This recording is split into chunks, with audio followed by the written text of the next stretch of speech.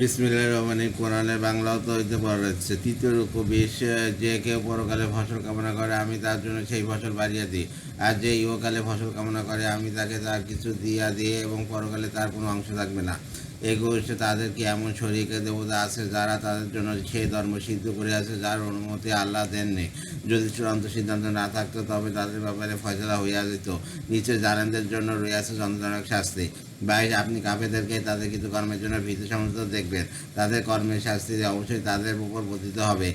আর যারা মুমিন ও সৎকর্মী তারা জান্নাতের উদ্যানে থাকবে, তারা যা চাইবে তাই তাদের জন্য তাদের পালনকর্তার কাছে রইয়াছে, এটাই বড় পুরস্কার। 23, এই সুসংবাদ যেন আল্লাহ তার সেসব বান্দাকে যারা বিশ্বাস স্থাপন করে ও সৎকর্ম করে। বরং আমি আমার দাওয়াতের জন্য তোমাদের কাছে কেবল আত্মীয়তার জনিত সাহায্য চাই। যে কেউ উত্তম কাজ করে আমি তার জন্য তাতে পুণ্য বাড়িয়ে দিই, নিশ্চয় আল্লাহ ক্ষমাশীল গুণগ্রাহী। 24, নাকি তারা এই কথা বলে যে তিনি আল্লাহর বিরুদ্ধে মিথ্যা রচনা করিয়াছেন, আল্লাহ ইচ্ছা করলে আপনার অন্তরে মোহর এঁটে দিতেন। বস্তুত তিনি মিথ্যাকে মিটিয়ে দেন এবং নিজের বাক্য দ্বারা সত্যকে প্রতিষ্ঠিত করেন। নিশ্চয় তিনি অন্তর্নিহিত বিষয় সম্পর্কে সব বিষয়ে এসে জ্ঞাত। 25, তিনি তার বান্দাদের তওবা কবুল করেন, পাপসমূহ মার্জনা করেন এবং তোমাদের কৃত বিষয় সম্পর্কে অবগত রইয়াছেন।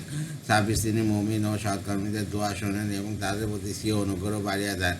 আর আর কাফেরদের জন্য রয়েছে কঠোর শাস্তি। 27, যদি আল্লাহ তার সকল বান্দাদের প্রচুর রিজিক দিতেন তবে তারা পৃথিবীতে বিপর্যয় সৃষ্টি করত, কিন্তু তিনি যে পরিমাণ ইচ্ছা সেই পরিমাণ নাজিল করেন।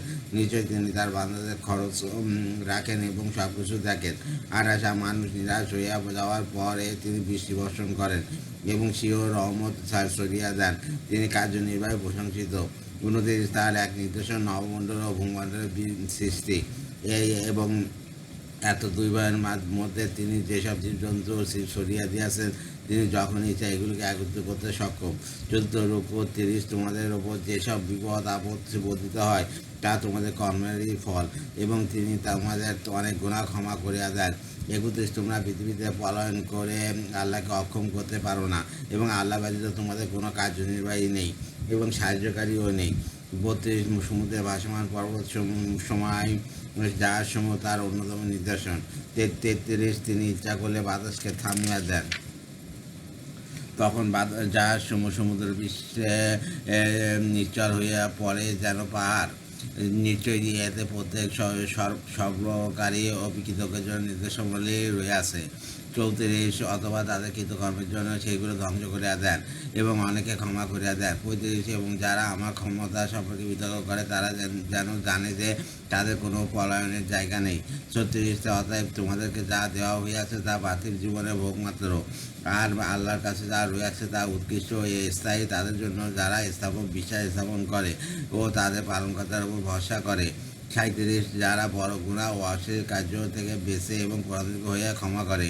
38, যারা তাদের পালনকর্তার আদেশ মান্য করে, নামাজ কায়েম করে, পারস্পরিক পরামর্শক্রমে কাজ করে এবং আমি তাদেরকে যে রিজিক দিয়েছি তা থেকে ব্যয় করে।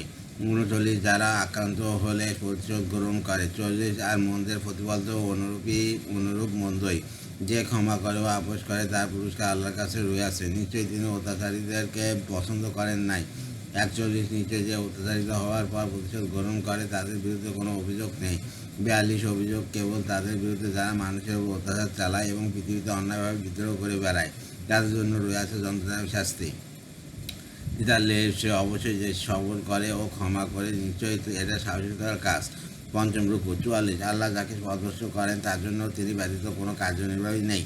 পাপাচারীরা যখন আযাব প্রত্যক্ষ করবে তখন আপনি তাদেরকে দেখবেন যে তারা বলছে আমাদের ফিরিয়ে যাওয়ার কোনো উপায় আছে কি? 45, জাহান্নামের সামনে উপস্থিত করার সময় আপনি তাদেরকে দেখবেন অপমানে অবনত এবং অর্ধনির্মিত দৃষ্টিতে তাকায়। মুমিনরা বলবে কিয়ামতের দিন ক্ষতিগ্রস্ত তারা যারা নিজেদের ও তাদের পরিবার পরিজনের ক্ষতি সাধন করিয়াছে। শুনে রাখো, পাপাচারীরা স্থায়ী আযাবে থাকবে। 46, আল্লাহ তাআলা ব্যতীত তাদের কোনো সাহায্যকারী থাকবে না যে তাদেরকে সাহায্য করবে। আল্লাহ তাআলা যাকে পথভ্রষ্ট করেন তার কোনো গতি নেই। 47, আল্লাহ তাআলার পক্ষ থেকে অবশ্যম্বরী দিবস আসার পূর্বে তোমরা তোমাদের পালনকর্তার আদেশ মান্য করো, সেদিন তোমাদের কোনো আশ্রয়স্থল থাকবে না এবং তার নিরোধকারী কেউ থাকবে না।